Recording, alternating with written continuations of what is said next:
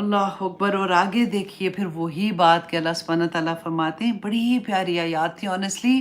ایسے لگتا ہے کہ دل ٹھنڈا کر کے نا سکون سے بیٹھ کے یہ آیات پڑھے اور ان پہ تدبر کرے اور ان پہ سوچیں، اور ان کو دل میں جو ہمارے ایمان ہے نا، اللہ سے دعا کریں کہ یا پاک پروردگار میرے ایمان کو یقین کا درجہ دے دیں، کیونکہ یقین نا ایمان سے اوپر والا درجہ ہوتا ہے. اسلام جو ہوتا ہے نا، اسلام ظاہری طور پہ ہوتا ہے. جیسے ہم کلمہ شہادت پڑھتے ہیں، ہم ظاہری طور پہ مسلمان ہوتے ہیں، پھر ہم نماز پڑھتے ہیں، لوگوں کے سامنے ہی پڑھتے ہیں، جو آدمی ہیں وہ تو مسجد میں پڑھتے ہیں، پھر ہماری نیکیاں بھی ہوتی ہیں یوزلی لوگوں کے سامنے ہوتی ہیں. تو اسلام ہمارا ظاہری ہوتا ہے.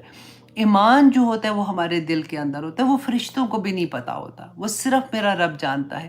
اور ایمان کو یقین کا درجہ اگر مل جائے تو انسان بس، وہ کہتے ہیں نا کہ اللہم ارنی حقا حقا وارزقنا اتباعہ و ارنا باطلا باطلا وارزقنا اجتنابہ.